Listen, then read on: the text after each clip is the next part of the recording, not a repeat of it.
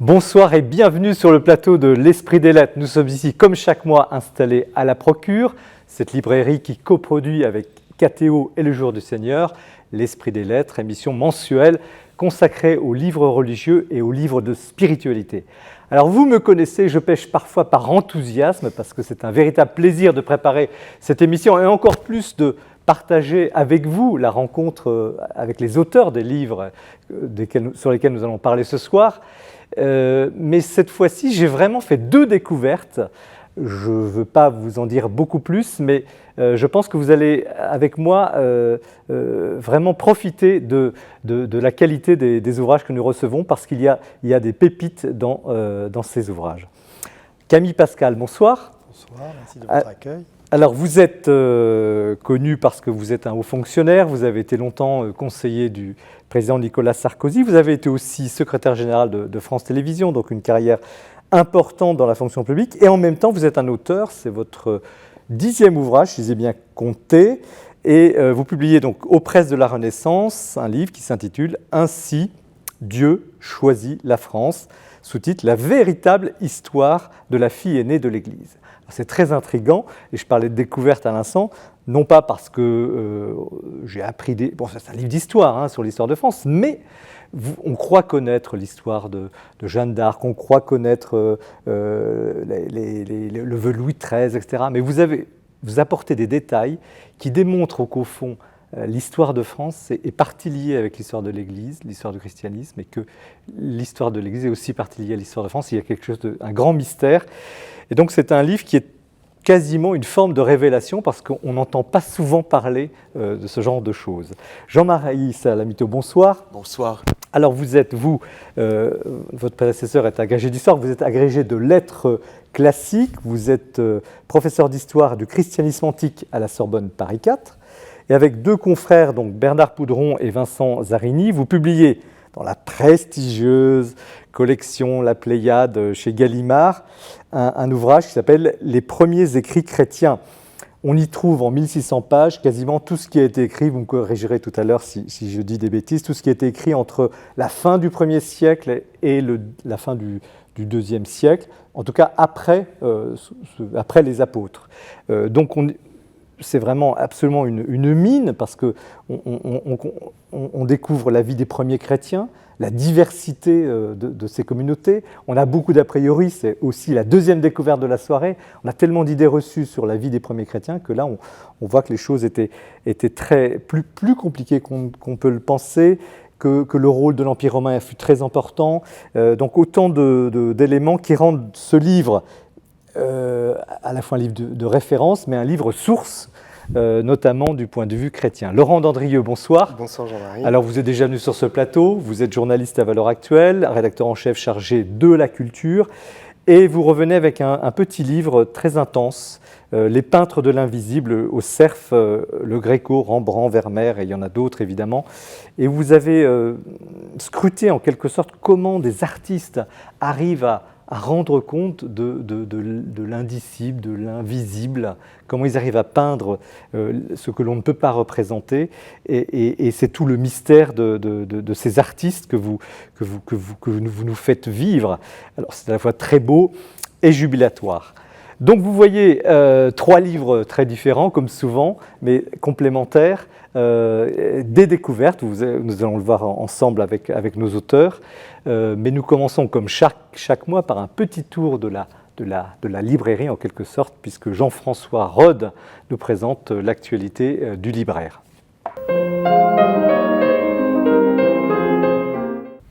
Une fois n'est pas coutume, je commence par une bande dessinée. Une enquête sur Dieu, les indispensables de Brunor, Les jours effacés. Ce n'est pas n'importe quelle bande dessinée. En effet, c'est une enquête sur Dieu, sur l'existence d'un créateur. Brunor ne nous demande pas de le croire sur parole, mais nous demande de réfléchir à partir des données des sciences physiques et astronomiques contemporaines. C'est passionnant, bien documenté, très clair, plein d'humour, et surtout extrêmement percutant contre le scientisme ambiant qui pense naïvement que la matière est éternelle et que l'univers est le fruit du hasard. Je vous assure, si vous ne connaissez pas Brunor, allez voir, c'est exceptionnel. Ensuite, Antoine Nouy, je ne sais pas comment on prononce bien, Lettre à ma belle-fille catholique pour lui expliquer le protestantisme. Antoine Nouy est un théologien réformé, journaliste à Réforme, et il nous avait donné, il y a quelques années, une lettre à son gendre agnostique pour présenter la foi chrétienne. Un livre qui a eu beaucoup de succès, qui continue à en avoir et qui est formidable. Eh bien, là aussi, il donc fait un petit livre très vif. Si vous voulez connaître l'essence du protestantisme en lui-même et dans sa relation à la fois de proximité et de différence avec le catholicisme, prenez ce livre, il est magnifique.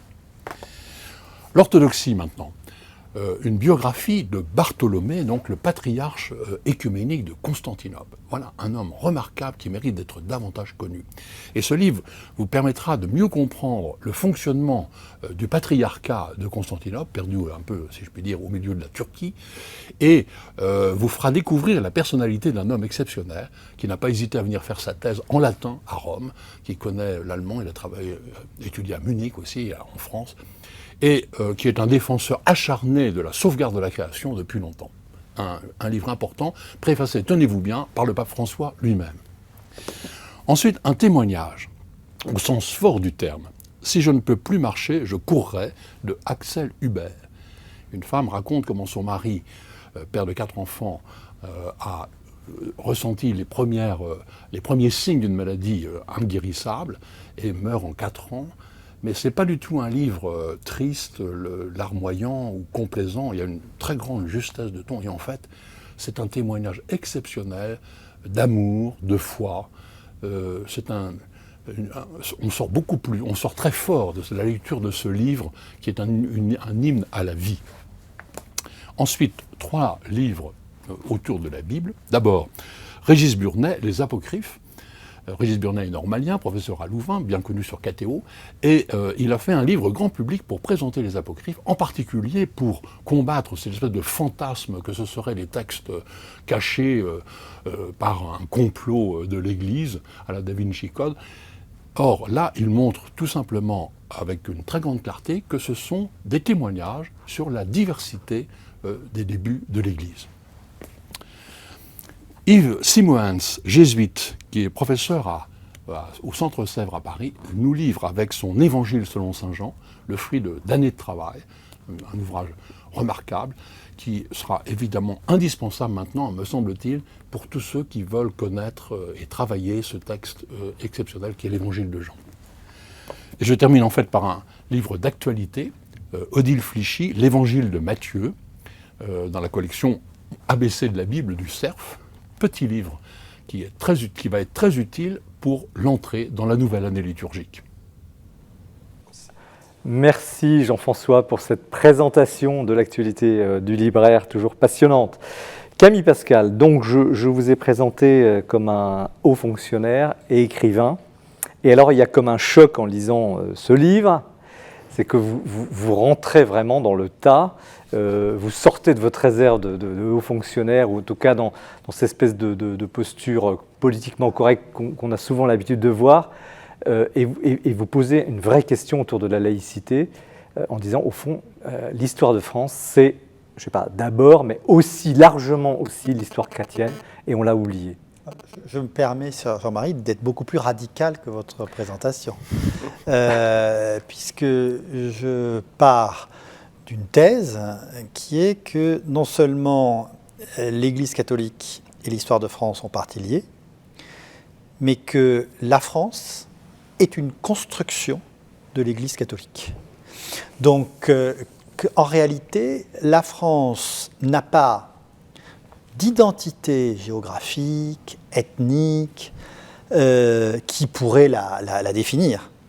Elle est créée historiquement par l'Église catholique au Ve siècle. Donc, et cette cette œuvre de création, qui est une œuvre de création de l'Église catholique, je dis bien catholique, va perdurer pendant 15 siècles et explique, à mon sens, non seulement la durée de l'histoire de France, l'unité de l'histoire de France, ce roman national qu'on nous reproche très, très souvent, et l'identité, évidemment, encore aujourd'hui, de la France. Et même, je vais au-delà, elle a marqué la laïcité. Car la laïcité n'est en réalité que l'inversion de cet héritage au profit de la République.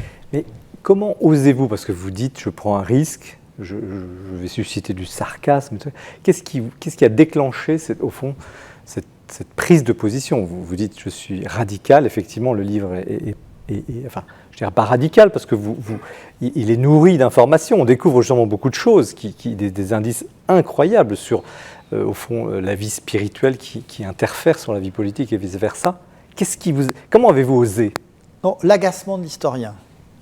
Deux choses. L'agacement de l'historien qui en a assez d'entendre n'importe quoi. Voilà, ça c'est et qui a voulu essayer de donner par l'écriture, par un texte que j'espère accessible, drôle même parfois, mais de donner les moyens aujourd'hui à que ce soit un étudiant, un Français ou pas d'ailleurs, catholique, pas catholique, de comprendre en quoi la France dans laquelle ils vivent est non seulement empreinte, imprégnée, mais est une construction de l'Église catholique. Alors, donc, au bout d'un moment, quand on a assez d'entendre un certain nombre de bêtises, et puis cette haine laïciste, cette haine de soi, parce qu'en réalité, ce n'est que de la haine de soi, et c'est d'ailleurs pour ça que moi, ça m'inquiète beaucoup.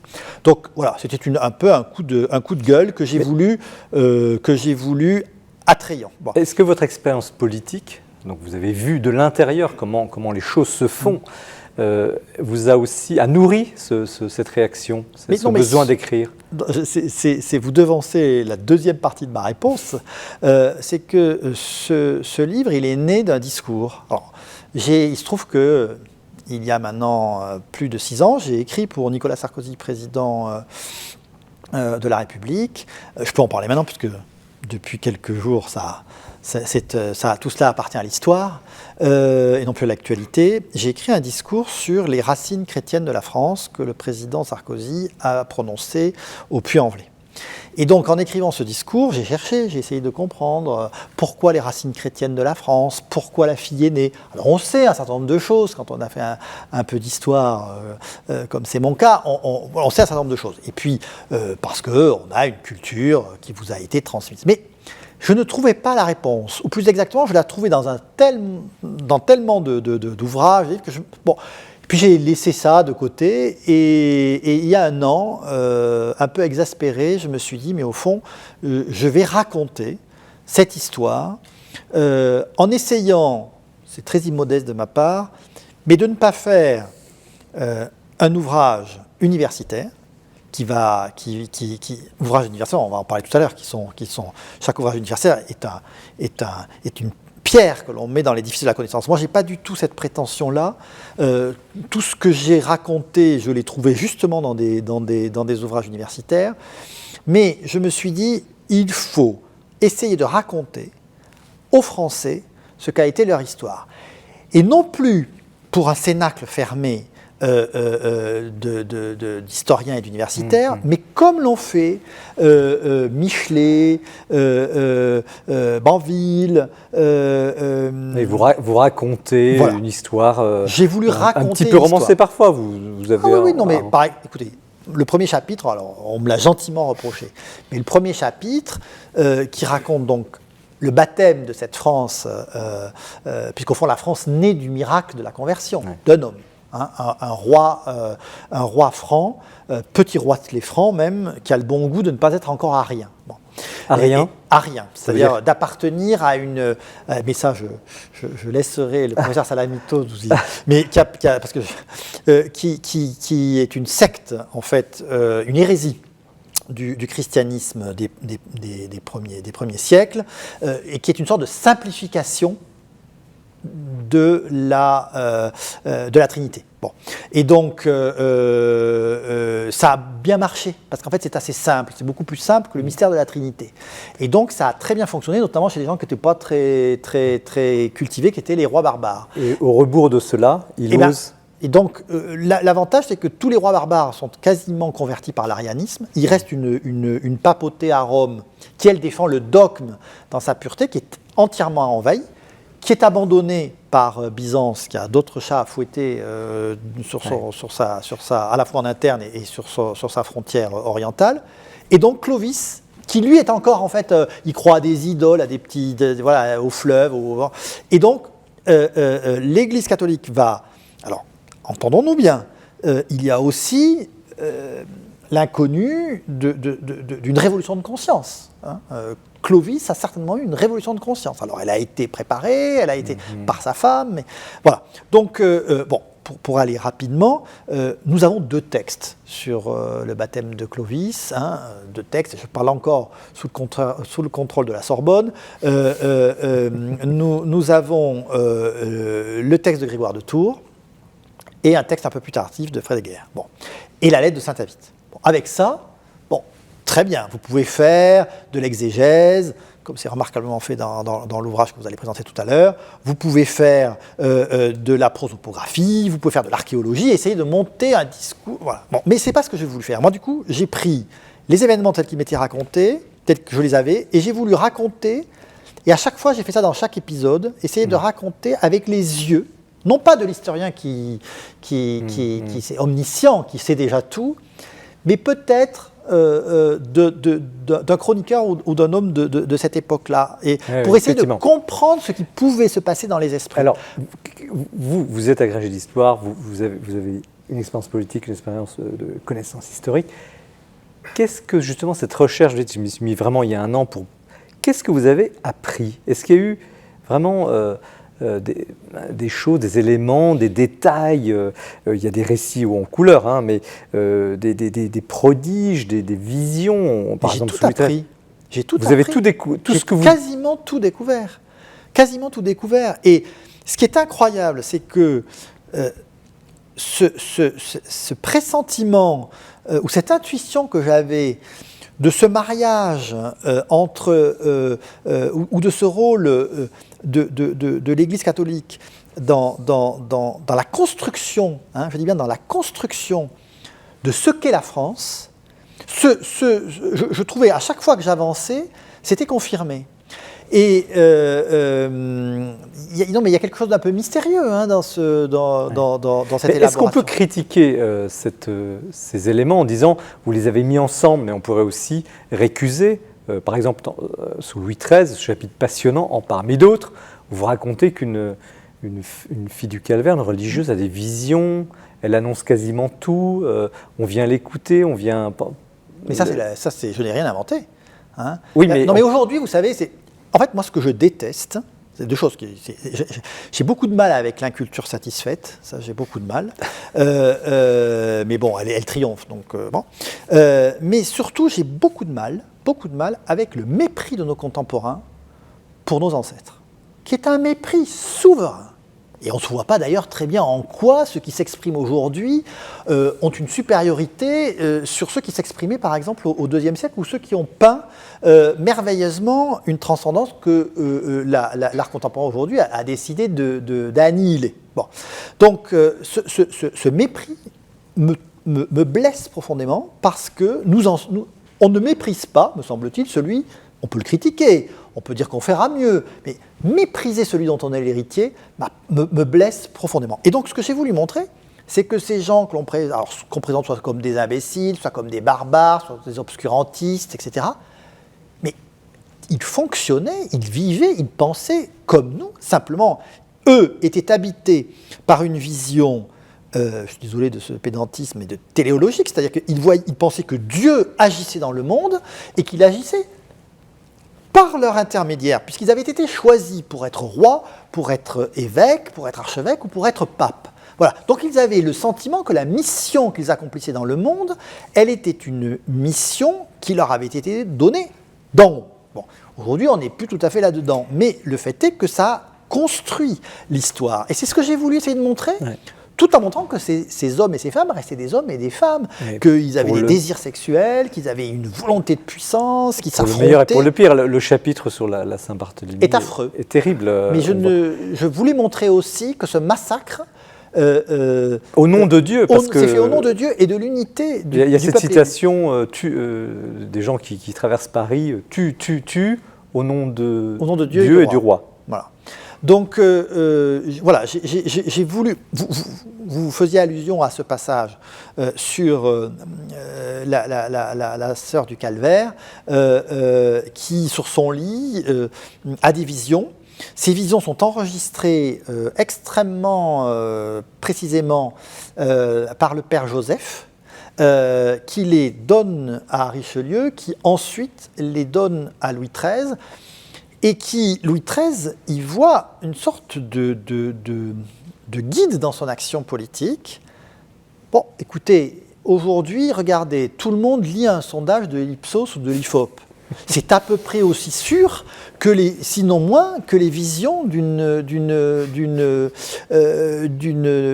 moniale du XVIIe siècle. Ce que vous mettez aussi beaucoup en évidence, cette espèce de conscience, vous en avez parlé à l'instant, que la France est quasiment une Jérusalem céleste, où elle est vraiment le pays, c'est le titre du livre, hein, Dieu choisit la France, qui est extrait d'une phrase de Grégoire IX.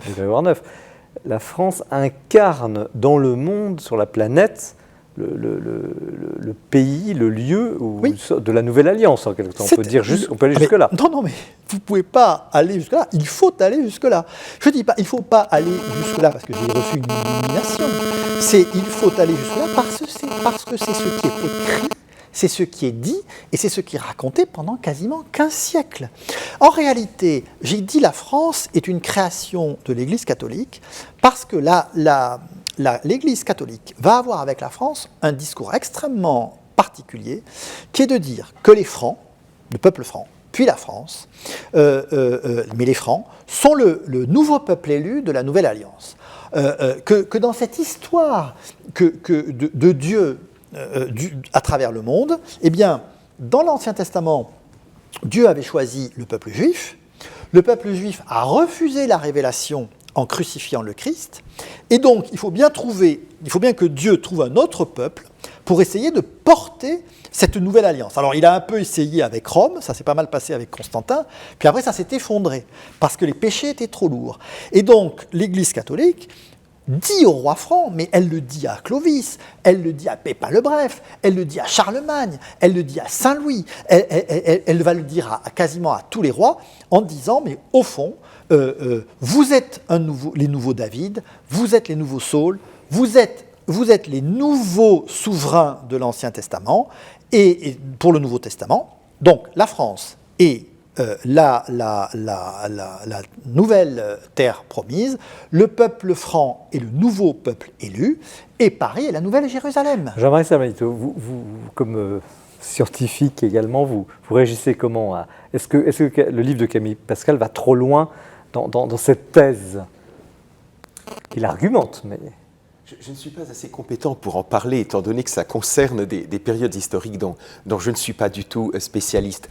Simplement, je crois que la thèse d'ensemble mérite une très grande considération, à savoir qu'il y a une fécondité du christianisme en termes de constitution d'un peuple et d'un royaume. On pourrait d'ailleurs voir certains traits de cela dans la formation des monarchies barbares, avec l'influence du christianisme, dans la péninsule ibérique à peu près au même moment. Il y a des phénomènes qui sont un petit peu parallèles. Et il me semble que ça fait partie de la fécondité historique du christianisme.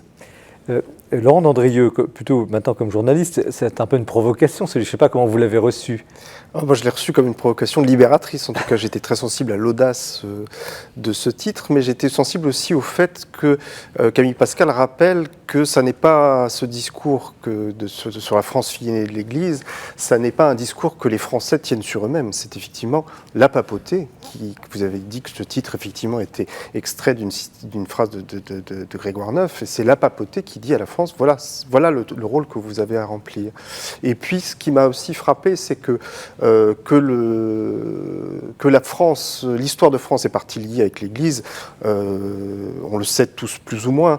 Ce qui est très intéressant dans ce livre, c'est que il soutient que cette partie liée, elle passe aussi par la politique. C'est-à-dire qu'aujourd'hui, et ça c'est très provocateur, parce qu'aujourd'hui on a un discours comme quoi la foi est une affaire strictement personnelle, c'est une relation personnelle de l'homme avec Dieu à travers le Christ, ce qui est vrai, bien évidemment, mais il y a aussi une dimension communautaire qui n'est pas forcément communautariste, mais qui peut passer par la politique. Et la conversion de la France se fait à travers la conversion d'un homme, et à travers les siècles, on voit effectivement, à travers les exemples donnés par Camille Pascal, que les institutions politiques peuvent jouer un rôle dans le salut personnel des âmes. Et c'est ça qui est très intéressant, qu'on a complètement oublié aujourd'hui. Mais Camille Pascal, il y a un objet politique quand même derrière ce livre. L'enjeu, on a compris vos motivations, l'essentiel du livre, les lecteurs le liront, mais est-ce qu'il y a derrière ce propos une idée de la France, ou un appel pour qu'elle retrouve peut-être quelque chose qu'elle aurait oublié? La France, l'Église de Rome, a assigné à la France un destin particulier. Alors, ceux qui ont la foi diront c'est Dieu, l'historien dira, comme vient de le rappeler le professeur Salamito, dira, en effet, ça fait partie du rôle du christianisme dans l'émergence de la France. Simplement, il se trouve que dans mon identité, j'ai quelque chose d'un peu particulier, c'est que je suis à la fois un historien, mais un historien qui n'a pas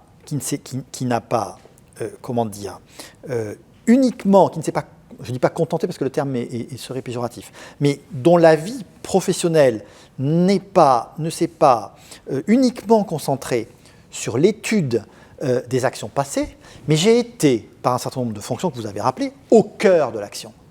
Jamais je n'aurais pu écrire ce livre sans connaître au fond la pensée, le fonctionnement de l'homme de pouvoir et des institutions. Et ce livre, il est éminemment politique, puisque c'est à chaque chapitre, alors après on peut me reprocher d'avoir pris cela plutôt que d'autres, évidemment, mais à ce compte-là, je peux écrire 6000 pages. Oui, justement. Mais donc, c'est que je ne voulais pas, ce sont peut-être des bottes de 7 lieues, mais je n'aurais pas pu écrire ce livre si je n'avais pas connu le cœur même du fonctionnement politique, parce que chacun de ces Mais ma question, excusez-moi, elle porte sur aujourd'hui. Est-ce que vous avez, au fond, une intention pour dire, attention, la France a une vocation, la France est peut-être appelée à quelque chose qui la dépasse? Est-ce qu'il y a ça aussi dans ce livre? C'est évidemment ça, c'est de dire deux choses. C'est n'oubliez pas ce qui a construit la France, parce qu'à force de le démolir, vous démolirez les fondations et vous démolirez la France. Voilà. Et même la République. Parce que la République est l'héritière directe de cette théorie de la prédestination de la France. Et c'est là où, quand je vois certains laïcistes taper sur les racines chrétiennes de la France, non seulement ils font vaciller la France, mais ils font vaciller l'institution dont ils se réclament. Parce que, en réalité, la République est une République en France cléricale. C'est une République qui a calqué le fonctionnement de l'Église catholique. En deux mots, quand aujourd'hui un président de la République, quel qu'il soit, parle de la vocation universelle de la France, mais il ne fait que traduire en termes laïques la fameuse mission divine de la France. Jean-Marie Salamito, pardon.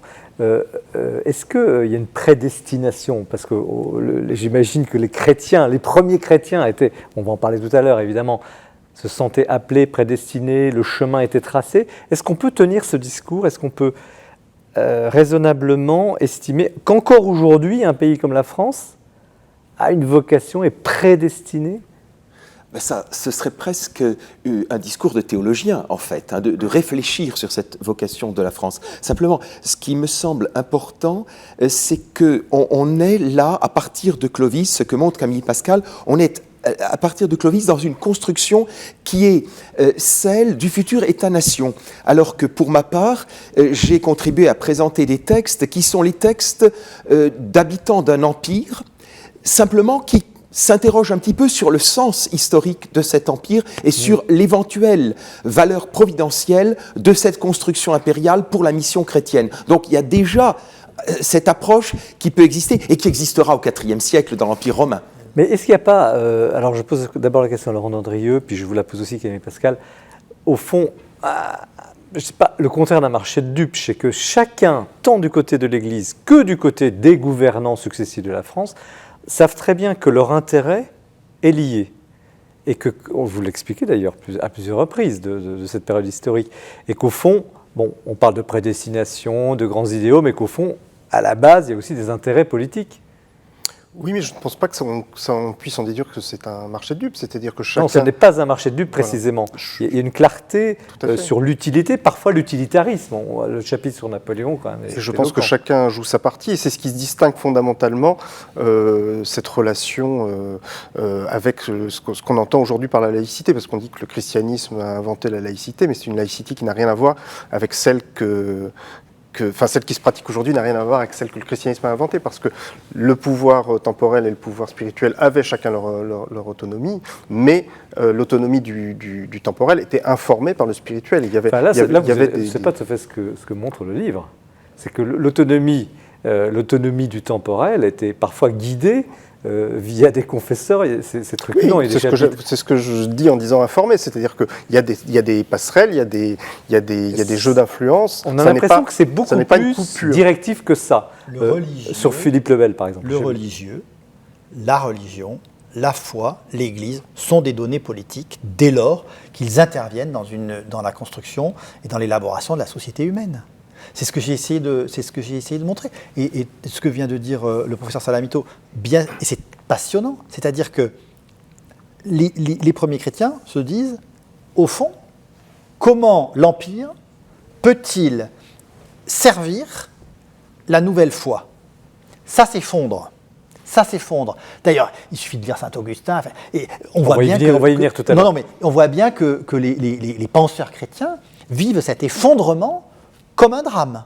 Bon, eh bien, ce qui est très intéressant, c'est que l'Église va à ce moment-là jouer une autre partie, qui est celle, les États-nations, c'est peut-être déjà un peu rapide, mais enfin, disons, des États barbares, pour dire, bien, au fond, puisque l'Empire s'est effondré, de deux choses l'une. D'abord, on va prendre ces États barbares pour qu'ils soient eux aussi porteurs de la défense de l'Église, et le parallèle, mais ce qui est incroyable, c'est que quand on lit l'histoire... C'est une forme de réel politique. Mais évidemment, parce que le personnage de Clovis et de Clotilde, ce n'est qu'en réalité la répétition du couple, alors cette fois-ci mère-fils, de Constantin et d'Hélène. Donc, on est là dans la recherche, l'Église recherche en permanence deux choses. Comment elle va pouvoir diffuser la bonne nouvelle, hein, comment surtout elle va pouvoir trouver un bras protecteur qui permet, lorsque elle est à bout d'arguments, parce qu'en fait c'est ça, ou qu'elle est menacée, qui va permettre de protéger ce trésor qui pour elle est le plus précieux, quitte à tuer d'ailleurs, qui est le témoignage des évangiles.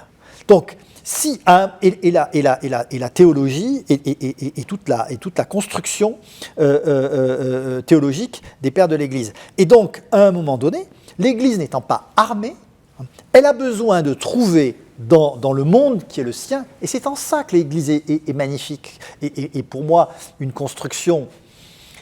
Parfois un peu utilitariste, malgré tout. Oui, elle est parfaitement utilitariste, mais elle est utilitariste parce que l'Église... à un moment donné, c'est qu'elle est menacée, qu'elle est encerclée par l'arianisme, que l'arianisme est une hérésie, et que contre cette hérésie, elle va trouver un allié de revers qui va durer assez longtemps. On va On pourrait parler longtemps même. Alors, le temps passe et c'est passionnant, comme je le disais, Camille Pascal. Donc, ainsi Dieu choisit la France. La véritable histoire de la fille aînée de l'Église, vous voyez qu'il y a beaucoup à dire aux presses de la Renaissance et beaucoup à lire et à réfléchir. Nous continuons évidemment cette discussion avec nos autres invités, Jean-Marie Salamito à l'instant, mais Jean-François Maillot nous présente ce mois-ci le portrait du mois. Il y a quelques jours a été béatifié une grande figure du catholicisme français au XXe siècle, le père Marie-Eugène de l'Enfant Jésus, et je voulais juste vous en parler un petit peu pour vous donner envie de le connaître un peu mieux et de lire aussi quelques livres qui pourront, je pense, vraiment vous accompagner dans votre chemin de foi, parce que c'est vraiment une personnalité extraordinaire. Donc Marie-Eugène de l'Enfant Jésus, en fait s'appelait Henri Grialou, il est né en 1894 dans l'Aveyron, il a perdu son père jeune, et puis il est allé à la guerre, comme beaucoup de gens de sa génération. Il a fait une guerre tout à fait héroïque, entre 14 et 19, et il a été véritablement extrêmement courageux. Il a pris, quand il est revenu au front, il a pris la place d'un père de famille. Vous voyez, c'est vraiment un homme avec du tempérament. Et puis, il a fait Verdun, le chemin des dames, enfin tous ces champs de bataille terribles. Il les a connus, il a fini lieutenant. Et puis, sa vocation, c'était pas militaire, hein, c'était quand même la prêtrise, le sacerdoce. Il a été ordonné prêtre en 1922. Et très vite derrière, il est rentré chez les Carmes, il a reçu l'appel du Carmel. Il est rentré comme novice au couvent d'Avon, près de Fontainebleau. Et puis ensuite, il est allé dans plusieurs endroits. À Lille, en 1932, il est passé au sud, dans la province reconstituée d'Avignon-Aquitaine, dont il a été après le provincial. Il a été aussi longtemps à Rome, comme conseiller du père général des Carmes. Et puis il a eu une grande activité d'apostolat en fondant notamment l'Institut Notre-Dame de Vie. Donc c'est une vie passionnante que Monseigneur Guy Gauchet a vraiment auscultée de manière magnifique, avec une très très belle biographie publiée en coédition aux éditions du Cerf et aux éditions du Carmel. Je ne peux que vous recommander chaudement la lecture de cette biographie. Alors, Marie-Eugène de l'Enfant Jésus, c'est un certain nombre de livres dont je voudrais vous parler, notamment son premier, 1944, qui s'appelle L'horizon des débutants. On la trouve aux éditions du Carmel, hein, beaucoup d'œuvres de Marie-Eugène sont au Carmel. C'est vraiment une manière très simple de rentrer dans la démarche de l'oraison en suivant la grande méthode de Thérèse d'Avila, mais je dirais vraiment accessible pour tout un chacun. Et puis le grand livre de Marie-Eugène de l'Enfant Jésus, écrit entre 1949 et 1951, qui est aux éditions du Carmel aussi, c'est « Je veux voir Dieu ». « Je veux voir Dieu », c'est vraiment, là aussi dans le sillage de Thérèse d'Avila, une méditation sur comment arriver concrètement à la rencontre avec Dieu en suivant finalement le schéma de Thérèse d'Avila du livre des demeures. C'est un livre absolument magistral qui est aussi extrêmement inspiré de la petite voix, de la voix d'enfance de Sainte Thérèse de Lisieux, extrêmement présente chez Marie-Eugène de l'Enfant Jésus. « Je veux voir Dieu », c'est sans doute un des plus grands livres spirituels du XXe siècle. Et puis, je voudrais aussi vous présenter quelques textes moins importants, mais aussi très très accessibles et donc qui peuvent aider vraiment tout un chacun. D'abord un livre qui s'appelle « Pour la joie de Dieu », c'est une retraite spirituelle avec Thérèse de Lisieux. Voilà, pour cheminer avec la petite Thérèse, c'est bien de passer par le bienheureux Marie-Eugène de l'Enfant Jésus. C'est aux éditions du Carmel. Je peux aussi vous conseiller dans la collection Nouvelle Cité un livre qui s'appelle « La joie de la miséricorde ». Ce sont des textes rassemblés de Marie-Eugène, et c'est important de voir combien ce thème de la miséricorde, nous venons de vivre l'année de la miséricorde, est tellement important déjà chez Marie-Eugène de l'Enfant Jésus, qui dès avant le Concile a vraiment eu une vision très, très importante, très aiguë de ce qui allait se passer dans l'Église.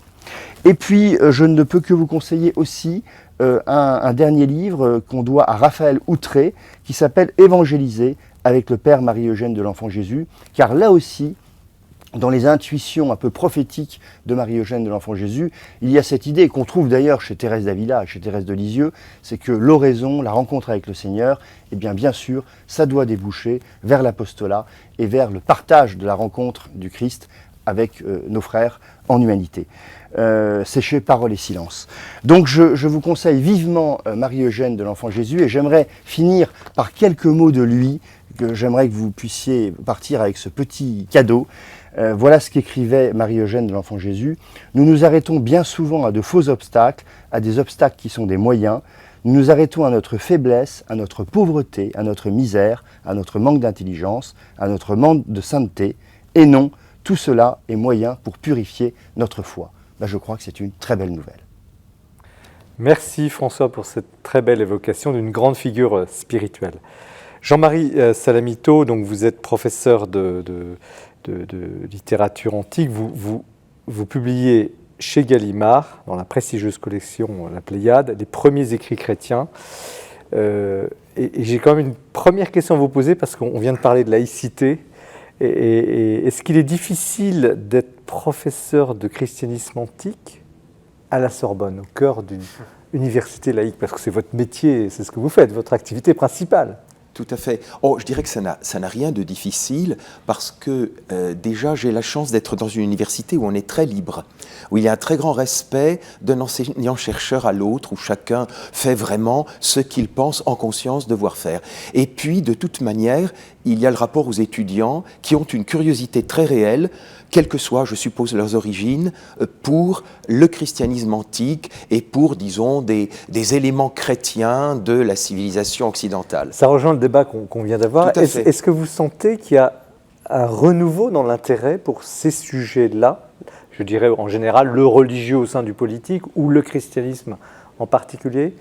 Alors il y a un intérêt très net pour le religieux, pour l'histoire des religions, et pour le christianisme, je dirais que ça me paraît tout à fait stable. Enfin, pour ma part, c'est ma 13e année en Sorbonne, et j'ai le même nombre d'étudiants en 3e année de licence pour un cours d'amphithéâtre, donc il y a une belle stabilité. Est-ce qu'il y a du sarcasme dont on pourrait, vous l'avez évoqué dans votre livre, Camille Pascal, est-ce qu'il y a du sarcasme d'autres collègues qui regardent un peu ces choses avec condescendance, l'histoire du christianisme? Est-ce que ça existe ou pas?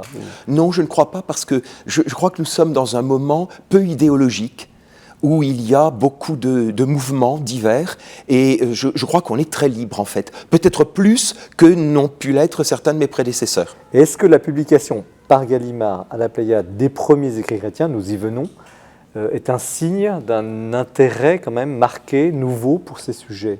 Alors ça, je l'espère, et mes collègues qui ont travaillé avec moi à ce livre, parce que c'est un travail d'équipe, il faut absolument le préciser. Oui, effectivement, je pense que pour mes collègues et moi-même, c'était bien l'idée. Publier dans une grande collection de littérature, disons universelle, comme la bibliothèque de la Pléiade, c'était une manière de désenclaver en quelque sorte ces textes chrétiens. Mais c'est venu de vous ou c'est venu de l'éditeur qui est venu vous chercher sur ces sujets-là? Alors justement, c'est venu de nous. Nous avons été un trio, Bernard Poudron, Vincent Zarini et moi-même, qui sommes allés voir Hugues Pradier à la Pléiade. Et puis, à ce moment-là, il y a eu un dialogue extrêmement fécond, extrêmement cordial et fécond, qui nous a permis d'arriver à définir ce projet. Quel a été votre argument massu pour obtenir, au fond, cette publication? Il n'y avait pas d'argument massu, il y avait de toute façon un projet qui avait sa cohérence, et puis il y avait de la part de la Pléiade la prise de conscience de ce que déjà d'autres volumes concernant le christianisme avaient été des succès. Alors, qui sont ces premiers chrétiens? Racontez-nous un petit peu, en quelques mots évidemment, cette saga, parce que nous partons des années 90. Donc 90 après Jésus-Christ, il y a encore des survivants, des témoins ou il y a encore quelques témoins, mais on est plutôt dans la génération des successeurs des apôtres. Alors, une première distinction peut-être entre ce qu'on appelle les apôtres ou les évangélistes et ces gens qui vont écrire ceux que vous publiez. Qu'est-ce qui marque la différence? Alors, ces gens-là ne sont pas des témoins directs de la vie de Jésus, et dans certains cas, ils ont été des compagnons des apôtres. Si l'on en croit la tradition ancienne, c'est le cas de Clément de Rome, qui est un des premiers auteurs que nous publions, qui écrit dans les années 90, et que toutes nos sources nous donnent comme un proche de l'apôtre Pierre. D'accord. Et après, pourquoi on aurait pu dire, vous avez pu monter au IIIe siècle, au IVe, quel a été le critère de sélection temporelle? Alors, le critère de sélection temporelle, il joue sur plusieurs faits. D'abord, on peut dire que le IIIe siècle était à peu près impossible à couper, parce qu'il est trop riche et parce qu'il correspond aussi à l'affirmation incontestable d'un christianisme de masse. Donc si on s'arrête à 200, au fond, on a une coupure qui n'est pas idéale, mais qui est de toute façon meilleure, parce qu'après, il faudrait aller, je crois, jusqu'à Constantin à peu près. Donc on pourrait dire que ce livre, c'est après la mort du Christ, en tout cas les derniers témoins, jusqu'à l'institutionnalisation du christianisme. On peut dire que c'est cette période qui va... Oui, disons, on pourrait dire ça va de ceux qui ont directement connu les apôtres à ceux qui ont éventuellement connu des successeurs des apôtres. Oui, donc une autre mais qui s'arrête au moment où le christianisme est vraiment reconnu, installé. Alors reconnu, non, il est tout à fait illégal, il n'est absolument pas installé, mais il est présent. Il est bien repéré puisqu'on le critique du côté païen, et puis il est, disons, au IIe siècle, en cours de perfectionnement de son organisation. Et c'est un peu tout ce que vous rassemblez là. C'est ce que nous essayons de rassembler. Ceux qui défendent, expliquent ce christianisme. Tout à fait, les apologistes. Ceux qui le critiquent, le mettent en doute. Vous racontez ce bouillonnement. Il y a effectivement un bouillonnement, nous avons les différents aspects, et nous avons même dans le volume une première partie qui donne des témoignages païens et juifs sur Jésus et sur le premier christianisme. Autrement dit, il y a le regard de l'extérieur, et après, il y a les réponses chrétiennes à ces regards extérieurs. Alors, je renouvelle ma question. Faites-nous un portrait robot. C'est vraiment impossible, je sais bien, mais un portrait robot de ces chrétiens-là. Alors, c'est très difficile de faire un portrait robot. Disons, ce qu'on peut dire pour ces auteurs, c'est qu'avant tout, ce sont des auteurs qui vivent dans des communautés et qui écrivent pour ces communautés, en très grande majorité. Quand ce sont des martyrs, quand ce sont les personnages dans les textes et non pas les auteurs des textes, de toute façon, ils représentent leur communauté lors de leur témoignage auprès des autorités romaines, et les textes qui sont écrits sur eux sont des textes adressés à ces communautés comme portant le souvenir des martyrs.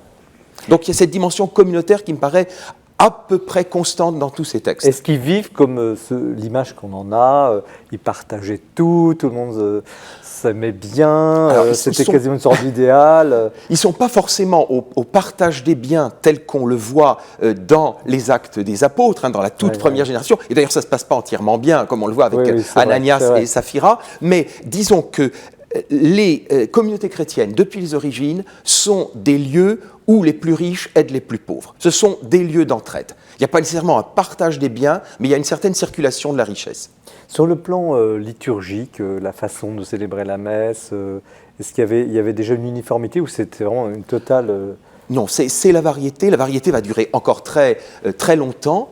Au IVe siècle, il y a encore beaucoup de variétés dans les usages liturgiques chrétiens. Simplement, on repère, et c'est très intéressant de faire le rapport entre unité et diversité, on repère des gestes essentiels, le baptême, l'Eucharistie, et puis le fait de prier, de chanter, le fait qu'il y a des lectures, et puis qu'il y a une célébration eucharistique. Donc la bipartition, la dualité, liturgie de la parole, liturgie eucharistique, est à peu près une constante. Et sur le plan de la pensée, du dogme, on ne peut pas encore parler de dogme, parce qu'il n'y a pas encore eu de concile, ni de...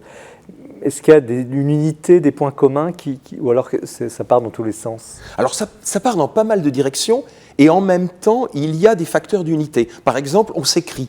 L'activité d'écrire des lettres aux uns et aux autres est un ciment entre les communautés. On partage des formules de foi, on échange des lettres avec des prises de position sur l'organisation des églises. C'est ce que fait Clément de Rome quand il écrit aux Corinthiens. Donc, il y a des ferments d'unité et on arrive à retrouver dans cette diversité des points constants, comme dans les formules de foi, par exemple. Qui arbitre?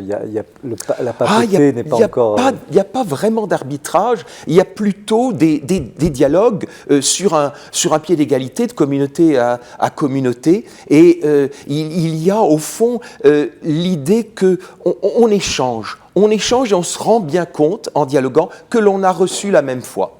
Qu'est-ce que c'est votre métier, vous nagez, vous traduisez, vous êtes à l'aise dans tous ces textes, dans cette histoire. Est-ce que vous avez compris, découvert quelque chose que vous pourriez partager à la fois sur l'Église et aussi sur la foi chrétienne, en travaillant sur ce volume?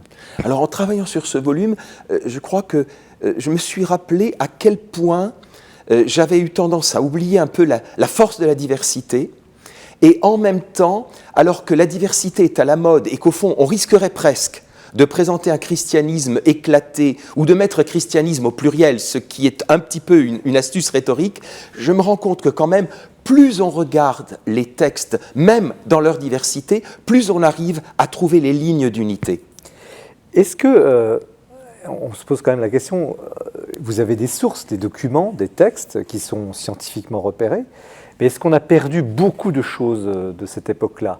Autrement dit, est-ce qu'on a une estimation du nombre de textes et du nombre de ceux qu'on aurait perdus décrivant ces périodes? C'est très ancien.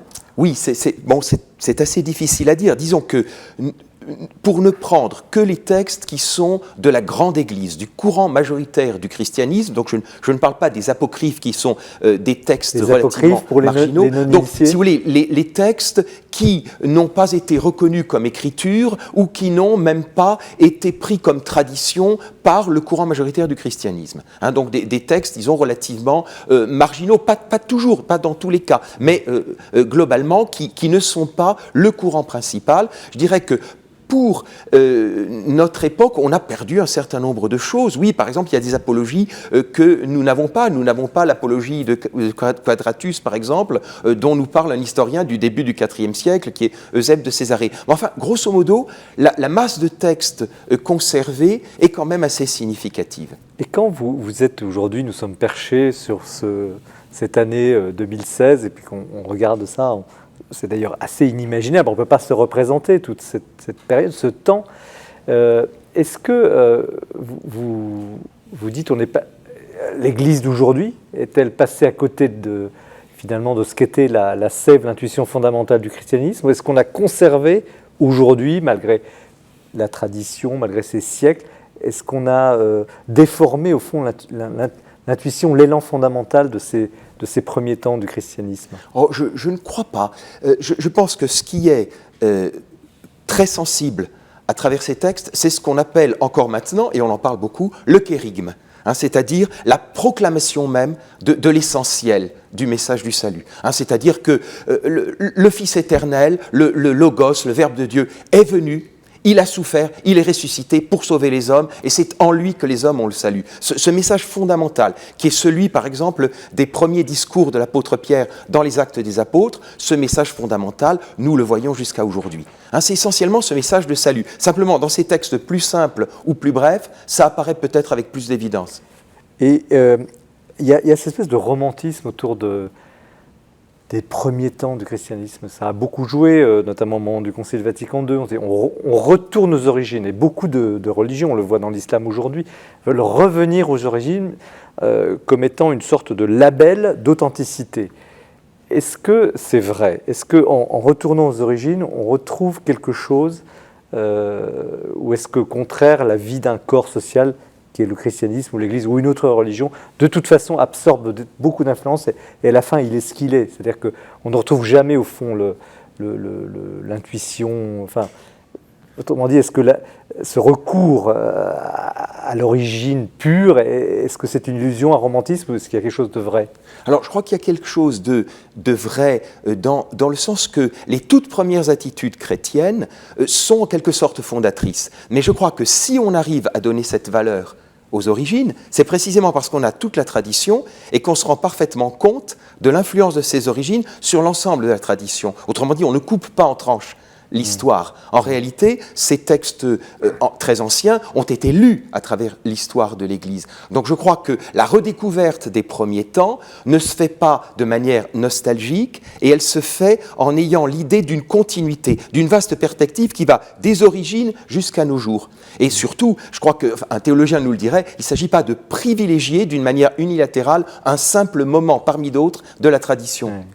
Et vous n'êtes pas théologien, vous êtes... Non, je ne fais qu'imaginer. Un littéraire qui effectivement restitue des textes de façon assez magistrale.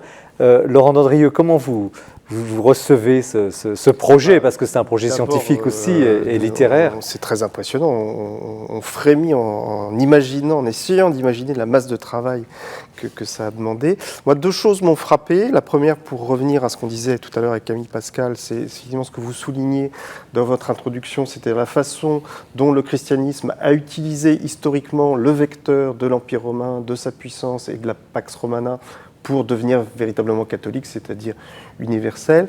Et la deuxième chose, c'est que quand on commence à parcourir ce livre, on se dit, bon, ça doit être passionnant, c'est de l'histoire du christianisme. Et en fait, on s'aperçoit que c'est souvent très actuel.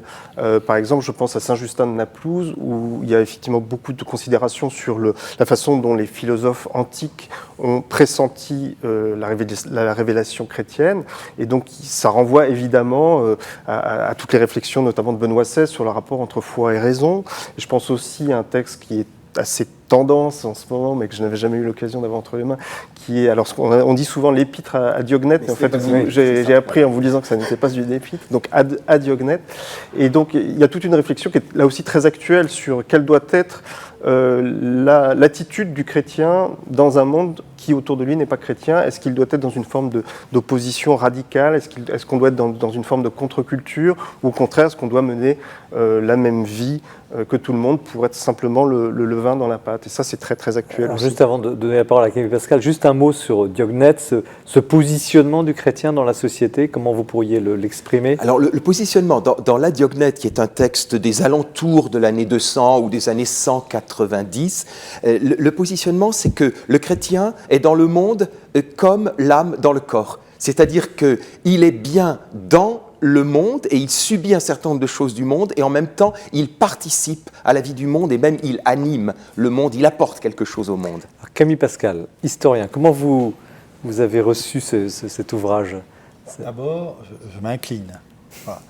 Je m'incline parce que, je n'ai pas répété ce qui vient d'être dit, il y a quelque chose de toujours très, très fascinant dans le travail d'érudition et de traduction.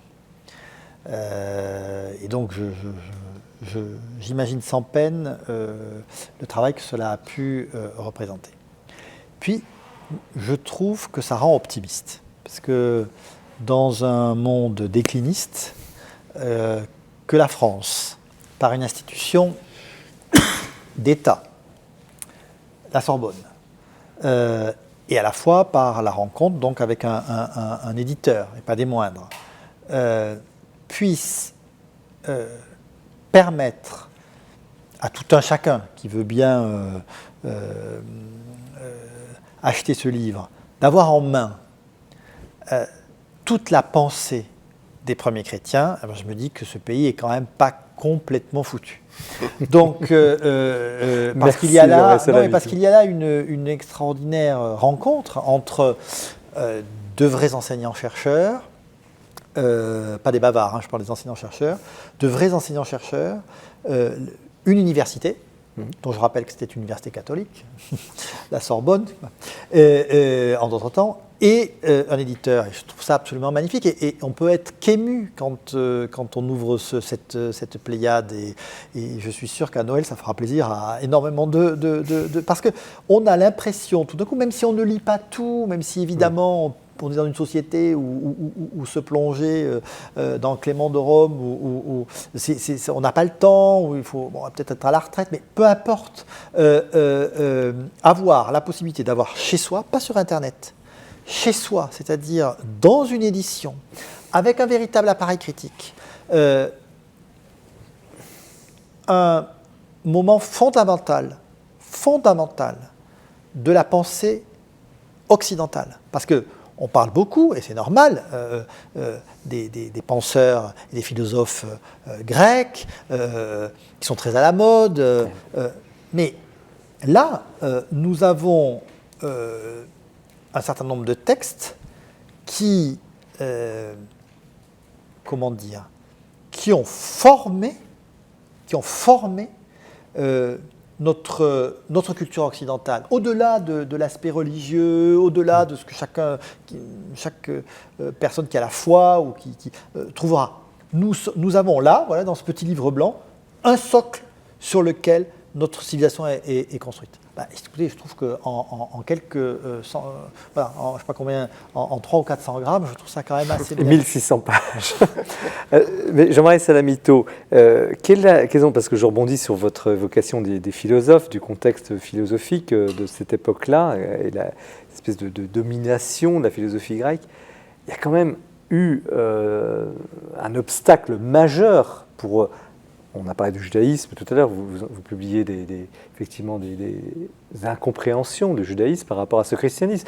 Mais philosophiquement, et on en parlera tout à l'heure, je pense, avec Laurent Dandrieux, cette incarnation d'un Dieu, enfin, supposé Dieu, donc un Dieu, Christ, fils de Dieu. Alors ça suscite encore aujourd'hui un débat considérable, mais c'était une bombe. C'était déjà impensable, ça le reste aujourd'hui, je pense, pour beaucoup. Mais donnez-nous à voir un peu ce débat intellectuel. Est-ce que c'était un débat intellectuel du reste? Oui, c'est un débat. Bien sûr, l'incarnation pose un problème, et puis pose aussi un problème la question de la résurrection des corps. Nous voyons très bien cela dans ce volume. Alors, ce qui est intéressant, c'est que ces auteurs chrétiens, ils sont porteurs d'un message qui peut scandaliser, mais ils en sont porteurs en toute sérénité, et ils ont, dans leur culture littéraire, philosophique et dans leur culture biblique, le goût d'argumenter. Je crois que là, on tient aussi quelque chose qui est typique du christianisme. C'est la capacité à dialoguer et à utiliser tout ce qu'il y a d'intéressant dans une culture pour trouver des points communs, des points de convergence. Donc pas de méfiance de la foi vis-à-vis de la raison, c'est ce que vous dites? Non, pas de méfiance. À la limite même, pas de séparation. La foi apparaît comme pouvant faire l'objet de quantité de discours et de démonstrations. Mais sur quoi travaillait-il? C'était encore des témoignages oraux, puisque les évangiles et les textes n'étaient pas encore... Les évangiles circulent déjà, mais ne sont pas toujours cités. Dans nos textes les plus anciens, ne sont pas toujours cités comme écriture. En revanche, ce que ces auteurs utilisent de façon à peu près constante, sauf quand ils s'adressent systématiquement aux païens, c'est l'Ancien Testament. Il faut bien voir que ces auteurs travaillent avec deux grandes sources, la Bible et puis la philosophie grecque. Camille Pascal, on n'avait pas l'impression qu'au fond, c'est apparaît un peu dans votre livre, mais qu'au fond, l'adversité, le refus dont ont été effectivement victimes ces premiers chrétiens, mais aussi à d'autres époques de l'histoire, a été peut-être un des vecteurs, un des moteurs les plus puissants du succès, du développement du christianisme. Je crois que ce qui a été dit, et j'adore cette expression, le christianisme est une religion impensable. C'est impensable. Je reprends la phrase de saint Paul, scandale pour les Juifs, folie pour les Grecs. C'est impensable, c'est des histoires incroyables, mais c'est une religion qui est pensée depuis 20 siècles. Et c'est pour ça que moi je suis bien dans le christianisme et ce que le professeur vient de dire, c'est-à-dire la diversité. Et au fond, le témoignage chrétien, dès le départ, il est construit sur la diversité, puisqu'on choisit 4 évangiles, 4 témoins qui se contredisent, qui ne disent pas tous la même chose, mais qui racontent la même histoire. Enfin, la richesse intellectuelle de l'Occident, elle n'est là. Si on en était resté à Platon, nous serions des animaux totalitarisés. Nous serions dans le totalitarisme. Platon est à la source de la pensée totalitaire. Donc, le christianisme, au contraire, il apporte la diversité. Et cette chose absolument, pour le coup, impensable, c'est un dogme. C'est une religion qui est construite sur 4 témoignages différents et qui sont extrêmement fragiles, puisque ce ne sont que des témoignages. Et moi, c'est la force c'est ce qui, dans la révélation, me touche, même si, puisqu'aujourd'hui, il n'y a que les croyants qui doutent, donc même si je doute, puisque les agnostiques, eux, ils sont sûrs d'eux-mêmes, donc tout est formidable. Mais ce que je trouve extrêmement touchant, c'est l'humanité. C'est-à-dire qu'il y a la révélation, voilà une douzaine excusez-moi le terme, je vais peut-être choquer les téléspectateurs de KTO, des imbéciles, parce qu'au fond, quand on lit les évangiles, ils sont imbéciles, ils ne comprennent rien, ils pensent qu'ils vont faire de la politique, qu'ils vont gagner des titres, ils se trompent, le Christ les rabroue. Enfin, moi, je trouve que d'ailleurs, les évangiles sont un texte extrêmement drôle. Mais, donc, sauf sur la fin, évidemment, même si l'espérance est au bout. Mais nous avons là donc, la fragilité de vie humaine. Ensuite, de la façon dont ces vies humaines ont été recueillies, ont été retranscrites, ont été discutées. Et tout ça dans la diversité, dans l'échange. Cette vitalité intellectuelle incroyable, où l'on voit des lettres s'échanger de Corinthe à Rome, Jérusalem, dans ce monde clos. Et ce monde parfaitement organisé qui Rome, mais c'est impressionnant. Mais Laurent Dandrieux, c'est une bonne nouvelle, cette unité entre la foi et la culture, au fond, parce que vous venez de dire, ce que vous venez de traduire, au fond, c'est cette foi qui est devenue culture et qui a contrecarré des influences trop rationalistes, peut-être, de la philosophie grecque. Et je pense que c'est la nature du christianisme d'être à la fois une contre-culture et une culture. C'est-à-dire que, par définition, le christianisme est un signe de contradiction. C'est-à-dire qu'il est là pour rappeler aux êtres humains qu'ils n'ont pas à obéir au prince de ce monde et qu'il y a une autre royauté qui lui est supérieure. Mais c'est aussi une religion de l'incarnation et qui s'incarne dans une culture, comme le Christ lui-même s'est incarné dans une culture et une histoire particulière, et que c'est donc notre destin de chrétiens jusqu'à la fin des temps, d'appartenir à une certaine culture et d'être le levain dans la pâte de cette culture-là. Alors nous allons continuer évidemment sur ce thème à travers la peinture avec votre livre dans la séquence suivante. Merci à vous, Jean-Marie Salamito, et vos collègues, Bernard Poudron et Vincent Zarini, pour ces premiers écrits chrétiens publiés à la bibliothèque, la belle édition. On n'a quasiment pas touché le volume. Édition de la Pléiade. Donc nous poursuivons avec Laurent Dandrieux dans un instant, mais c'est l'heure du coup de cœur que ce mois-ci Bertrand Deschamps nous présente. D'ailleurs, sur quelqu'un qui est très impliqué dans la question foi et culture.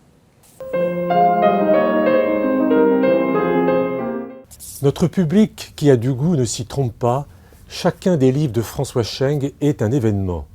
Et De l'âme, qui paraît ces jours-ci bien sûr aux éditions Albin Michel, est non seulement un coup de cœur et un livre formidable, mais en plus il y a derrière une histoire très belle que je vais vous raconter brièvement. Il y a 35 ans, François Scheng, qui n'est pas encore aussi célèbre qu'aujourd'hui, croise une femme dans le métro qui le reconnaît. S'ensuit une conversation brève, mais très intense. Et puis, des années plus tard, François Scheng reçoit une lettre de cette femme qui lui rappelle cette rencontre et qui lui fait cette incroyable demande « Pourriez-vous me parler de l'âme ?» Alors François Scheng l'avoue lui-même, il a beaucoup hésité. Il dit « L'âme n'est-elle pas justement cette chose dont on ne doit pas parler au risque d'incommoder ?» Et puis finalement, il se décide à lui répondre. Et le résultat, c'est ce livre, De l'âme, 7 lettres dans lesquelles il fait allusion, référence aux traditions orientales, à tous les philosophes comme Pascal, Kierkegaard, Simone Weil, qui ont essayé de parler de l'âme, et puis bien sûr, parce que c'est François Scheng, de la poésie. Le résultat est absolument magnifique, et on peut dire qu'après les célèbres 5 méditations sur la beauté, puis 5 méditations sur la mort, avec ces 7 lettres sur l'âme, François Scheng clôt une trilogie qui est tout à fait unique, qui ne ressemble à nul autre, comme il est lui, cet orfèvre des mots qui cherche jusqu'à la perfection, jusqu'à la difficulté, le mot juste pour exprimer la très grande poésie, la très grande sensibilité qui est la sienne. Courez lire De l'âme de François Scheng. Merci Bertrand. Et merci pour le lien avec la dernière séquence de cette émission. Merci de bien rester avec nous pour ce dernier livre, qui n'est pas le dernier, qui est qui est le livre de Laurent Dandrieux, Les peintres de l'invisible, Gréco, Rembrandt, Vermeer et autres messagers de l'infini, aux éditions du Cerf. Donc, vous êtes déjà venu ici, Laurent Dandrieux, journaliste. Donc, vous écrivez sur les questions de culture, d'art en particulier. Et là, vous revenez sur, au fond, ces grands peintres qui ont su, on parlait de l'âme avec François Cheng, qui ont su peindre, exprimer, visualiser ce qui est irreprésentable. Pourquoi vous êtes aussi passionné par ce thème? Alors, pour deux raisons. La première, c'est qu'effectivement, on parlait à l'instant du livre de François Cheng, de l'âme, et il cite une phrase de Victor Hugo dans Les Travailleurs de la mer, qui dit peut-être, alors évidemment, je n'ai pas les mots exacts, mais il dit en substance, peut-être que la réalité que nous voyons n'est qu'une apparence, et la seule réalité, c'est l'âme. Très platonicien, au passage. Et donc, effectivement, ça pose un défi à la peinture, c'est-à-dire que si on considère que Victor Hugo a raison et que l'essentiel de nos existences, c'est l'âme, c'est notre dimension spirituelle, eh bien, s'il veut rendre compte de la réalité, le peintre doit rendre compte aussi et surtout de quelque chose qui n'est pas visible. Alors, voilà, il doit le suggérer quand même, s'il veut être fidèle à sa mission de traduire le réel. Et donc, voilà, c'est un défi absolument formidable que je pense les peintres que j'ai réunis dans ces essais ont relevé avec génie. Et la seconde raison, c'est que j'ai publié chez le même éditeur il y a quelques années une petite biographie de Fra Angelico sous le titre La Compagnie des Anges. Et donc, je m'étais documenté, évidemment.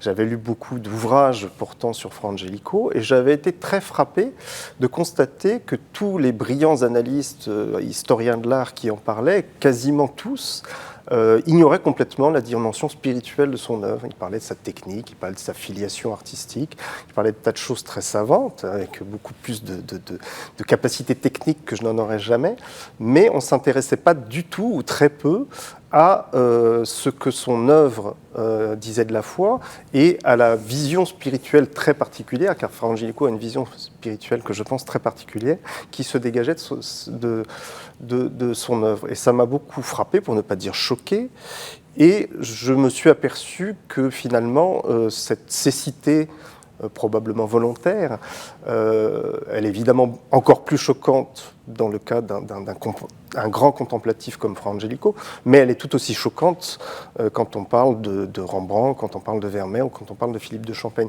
On a vraiment l'impression qu'on vit une époque qui s'est enfermée probablement volontairement dans une forme de formalisme, c'est-à-dire qu'effectivement on va discuter à perte de vue des techniques, de points d'histoire de l'art très particuliers, ce qui est une manière finalement assez commode d'évacuer la question du sens, qui est une question finalement, une espèce de patate chaude que tout le monde se Effectivement, alors il y a un chapitre pour ne pas avoir la tranchée. Quand vous racontez l'exposition, donc on est en l'an 2000, et donc il faut aller à Londres pour voir une magnifique exposition que vous décrivez très bien, qui retrace au fond l'histoire de la représentation de la représentation chrétienne. Enfin, comment on a et qu'on n'a pas osé faire cela en France. C'est ce que vous... Et je pense que si on avait eu l'idée de le faire en France, on se serait débrouillé pour déminer le sujet et pour évacuer toute dimension eschatologique du sujet. Et Dieu merci, les Anglais n'ont pas ce genre de pudeur. Donc c'est une exposition tout à fait remarquable qui s'appelait Les visages du salut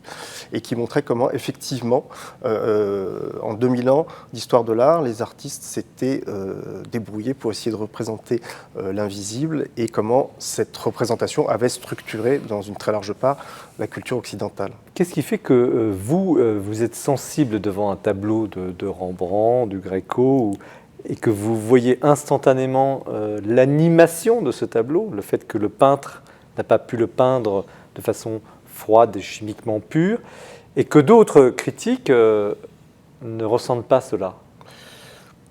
Je pense que c'est une question c'est certainement pas une question de compétence, parce que je suis pas du tout spécialiste de ces questions-là et je n'ai aucune compétence technique.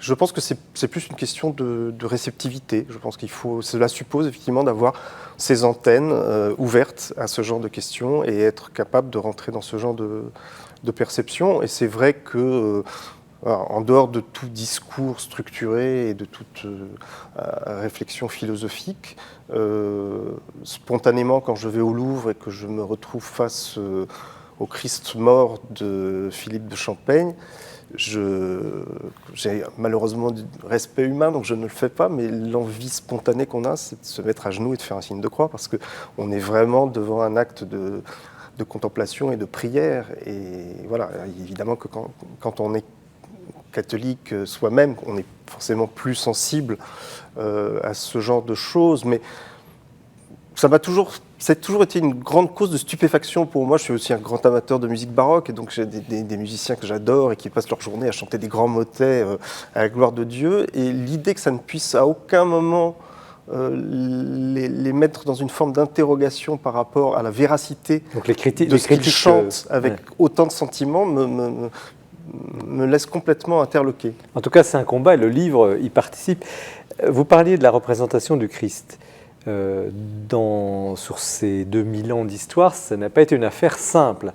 Est-ce qu'il y a d'abord sur le principe même de la représentation, mais aussi commençons peut-être par le modèle. Est-ce qu'il y a eu, à un moment donné, une image, parce que je ne pense pas qu'il était représenté, corrigez-moi, mais il n'y avait pas. Dans les sources des tout premiers siècles, on n'a pas d'image disponible. Pas dans les 2 premiers siècles. On commence au 3e. Alors, comment... J'apporterai une petite... Oui, allez-y. Les premières représentations du Christ en Apollon, on les trouve dans les catacombes et notamment dans les fouilles de Saint-Pierre. Alors, est-ce que là, il y a un modèle visuel qui servira un peu de matrice pour on en reparlera tout à l'heure.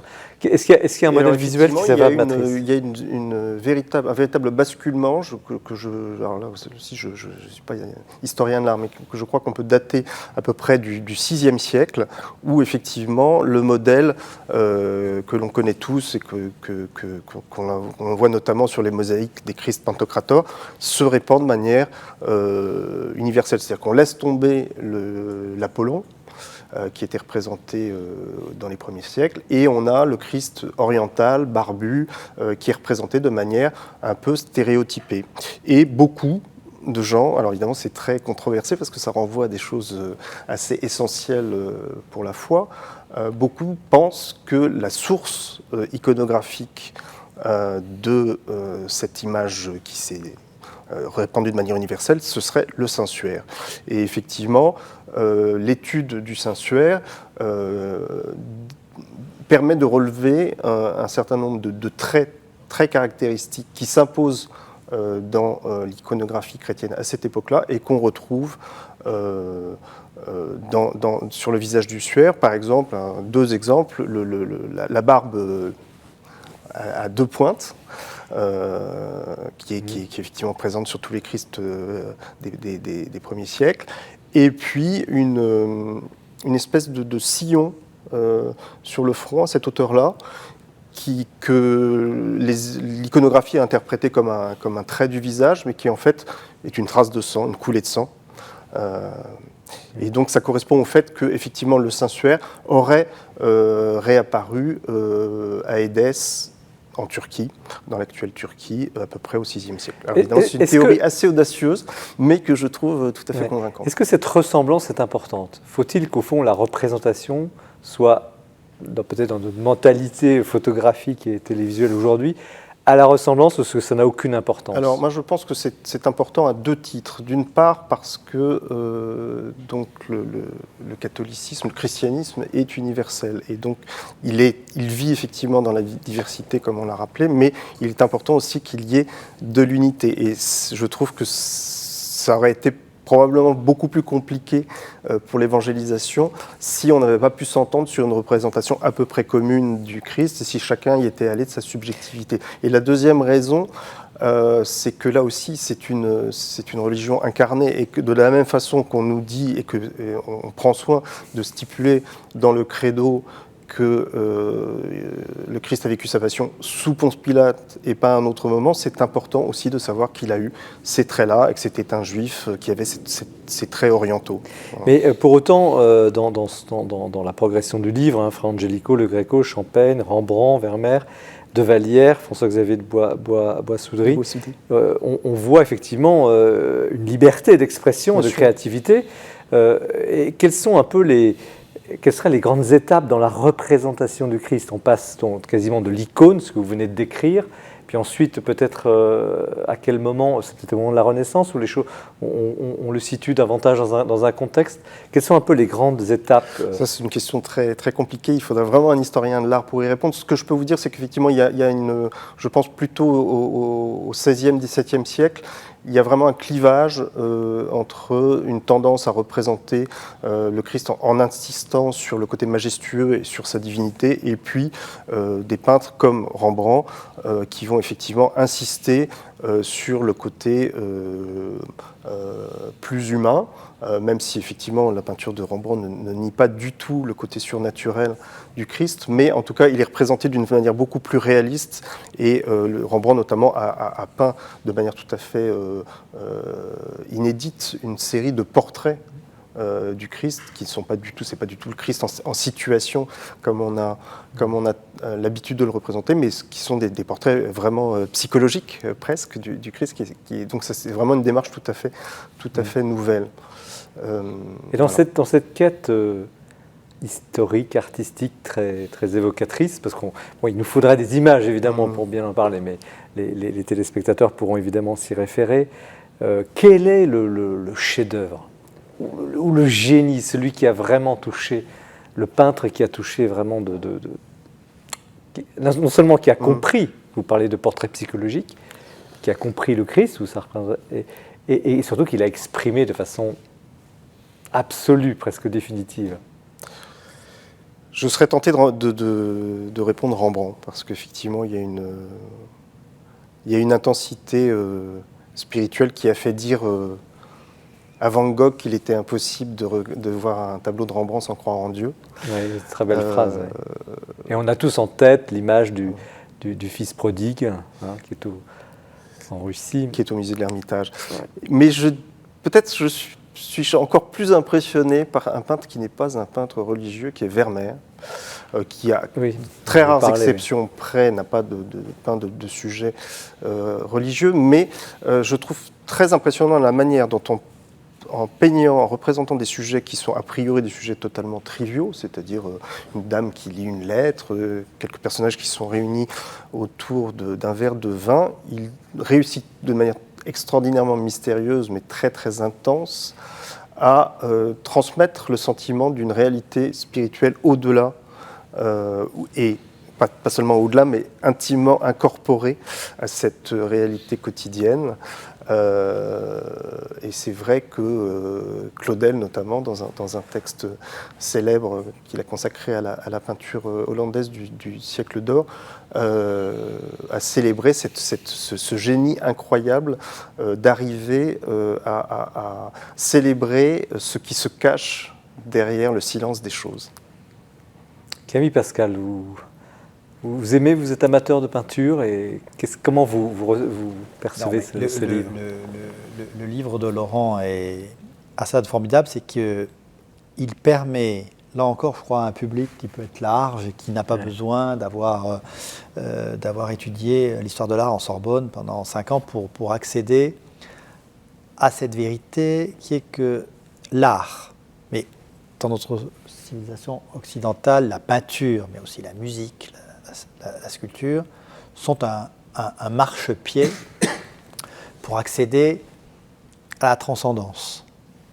Donc, c'est l'objet de l'art. Hein. C'est pour ça que un art qui, au fond, ne veut que traduire un monde déstructuré, à mon avis, n'est plus un art. Mais bon, passons. Donc, ce que montre très bien ce livre, c'est ça. C'est que l'art, c'est pas parce que c'est beau, parce que c'est joli, parce que c'est bien peint, parce qu'il y a de jolies couleurs. C'est tout simplement parce que c'est la possibilité qui est offerte aux hommes par quelques artistes, qui ont été désignés par le génie, après on peut, de montrer qu'il y a autre chose derrière les choses. Et ce que vient de dire magnifiquement Laurent sur Vermeer, c'est la magie de la peinture hollandaise. Toute scène de la peinture hollandaise, même la plus triviale, n'est en réalité qu'un rébut qui permet à un public religieux de voir à travers une scène de la vie quotidienne le message des évangiles. Donc, ce que Laurent a dit, moi, ne fait que conforter au fond, le début de notre conversation. C'est que nous sommes dans un univers qui a décidé de s'amputer, en France en plus, pour une question complètement grotesque, enfin, passons, mais de s'amputer de la spiritualité. Je ne dis même pas de la religion, de la religion catholique, de la spiritualité. Et donc, mais ça, c'est 50 ans de structuralisme. C'est 50 ans de Le structuralisme, c'est quoi? Mais en fait, en deux mots, parce que je veux donner la parole à Jean-Marie Salamito. Il n'y a pas de transcendance puisque tout est structuré et qu'en fait c'est une sorte de Rubik's Cube ou le monde, voilà, ce sont une fois qu'on en a compris les structures sociales, économiques, bon, au fond on a une machine. On a une machine. Loin de l'âme dont parlait François Cheng. Là, on est très loin de l'âme. Alors, Jean-Marie Salamito, vous êtes peut-être amateur d'art. Enfin, comment vous lisez le projet, le travail de Laurent Dandrieux? Je le lis avec beaucoup de joie parce que c'est un guide pour mieux regarder, pour mieux voir. Moi, je le ressens tout à fait comme cela. Il y a une part historique, bien sûr, dans le livre, mais pour moi, l'essentiel, c'est cette réflexion très personnelle et que je trouve très ardente aussi dans la prose sur des œuvres. Donc, c'est un livre qui m'aide à regarder, qui m'aidera encore à regarder. Et puis, alors, il y a une deuxième chose qui, pour moi, est importante, c'est que jusqu'à présent, nous avons énormément parlé du passé et Laurent Dandrieux nous parle de très grands maîtres, effectivement, des siècles qui nous ont précédés, mais aussi de quelqu'un qui est notre contemporain, qui est même presque un voisin, il est à Paris, qui est François-Xavier de Boissoudy, qui est un peintre absolument passionnant. Et je suis très heureux qu'il soit dans cet ensemble et qu'il y ait une interprétation aussi chaleureuse de son message. Camille Pascal, quel est le poids, au fond, culturel et politique de la représentation du transcendant, du divin? Est-ce que finalement ça n'entre pas, on a vu ça tout à l'heure avec votre livre, et pour l'Église aussi, dans une stratégie de politique, enfin le mot est mal choisi, ecclésiale, pastorale. Et les églises réformées ont compris magnifiquement ça. C'est-à-dire que ce n'est pas simplement, comme on le dit, c'était des bandes dessinées, toutes les tartignoleries qu'on peut voir. C'est que ce n'est pas simplement le fait que les gens qui ne savaient pas lire, comme ça, ils voyaient bien que ça s'était passé dans une étable et puis qu'ils s'étaient retrouvés sur une croix. Bon. Non, c'est pas ça. C'est que l'Église catholique, je dis bien les églises réformées, parce que c'est toute la peinture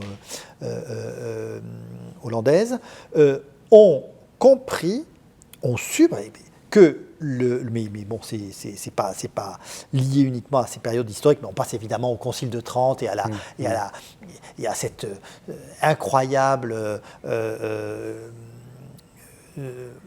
naissance d'un art baroque, et donc grandiose. Mais l'Église, à partir du moment où elle est incarnée et dans un univers et où elle doit enseigner, a compris que la représentation était évidemment le moyen le plus direct, au-delà des textes qui sont dans le texte dans la collection de la Pléiade dont nous avons parlé tout à l'heure, au-delà de cette appréhension intellectuelle, il pouvait y avoir en réalité une appréhension sensible du message religieux. C'est pas rien. Mais par quoi se caractérise, je vous pose la question à Laurent Dandrieux et à Jean-Marie Salamito, l'émission arrive déjà à sa fin, je vous avais dit tout à l'heure que c'était passionnant, mais ça va trop vite. Qu'est-ce que c'est que l'art chrétien? C'est l'art qui représente quelque chose du christianisme ou c'est l'art qui représente l'unité entre le corps et l'âme, l'unité de l'incarnation? C'est un petit peu ce que vous, semble-t-il, vous développez. La caractéristique profonde. Il y a un art religieux profonde qui représente, dont l'objet même est de représenter effectivement les les Écritures et le message des Ça, c'est évangiles ce et qui de apparaît l'Église. à l'évidence. Voilà. Et au fond, Et puis il y a un art, alors est-ce qu'on peut le qualifier de chrétien? Je ne sais pas. Peut-être que Vermeer n'aurait pas accepté le terme, je n'en sais rien. Mais en tout cas, pour moi, c'est un art total et c'est un art qui va au bout des choses, qui va au bout de sa mission. C'est-à-dire que je ne conçois pas un art qui se ferme à la dimension invisible de l'existence parce qu'elle est essentielle et que si un artiste veut prétendre rendre compte du monde dans sa complexité, il doit rendre compte de cette dimension-là et en ce sens, peut-être est-il chrétien en le sachant ou en ne le sachant pas. Jean-Marie Salametto, ma question elle porte aussi sur l'unité, l'anti-manichéisme, l'anti-séparation du corps et de l'âme. Est-ce que c'est ça l'art chrétien ? Oui, dans la mesure où ça repose sur l'incarnation.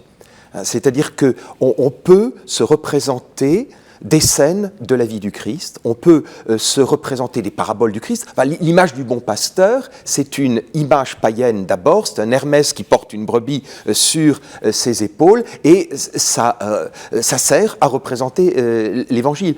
Pour ce qui est de la définition, j'ai envie de dire, alors en quittant l'histoire, je dirais que peut-être de manière transversale, l'art chrétien, c'est celui qui naît de la foi et de la prière et qui peut aider la foi et la prière. Alors, une dernière question qui n'est pas piège, et à laquelle je vous demande de répondre rapidement parce que nous n'avons hélas plus beaucoup de temps. Est-ce qu'on a parlé de l'art pictural, la peinture? À vous, messieurs les écrivains, est-ce que l'écriture est une forme de prière?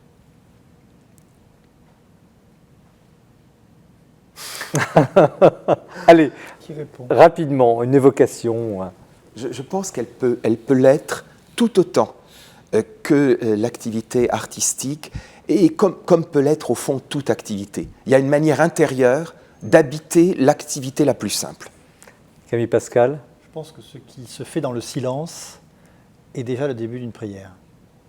Laurent Dandrieux? Je pense que dans la mesure où l'écriture vise à atteindre le beau et donc une certaine splendeur du vrai, oui, et que si elle est fidèle aussi à sa mission de traverser les apparences, elle est aussi une prière.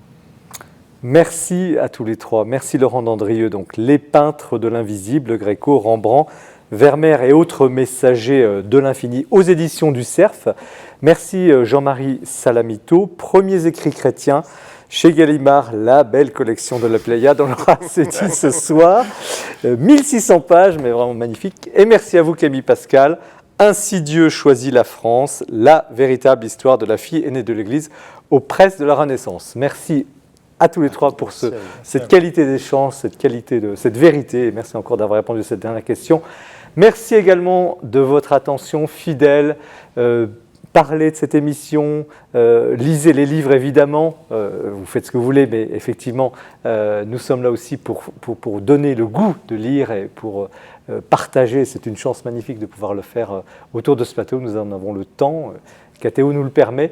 Vous pouvez retrouver cette émission bien sûr sur le site de KTO, sur celui de la Procure et sur celui du Jour du Seigneur. Nous nous retrouvons dans un mois. Très bonne soirée à chacun et à chacune. Au revoir.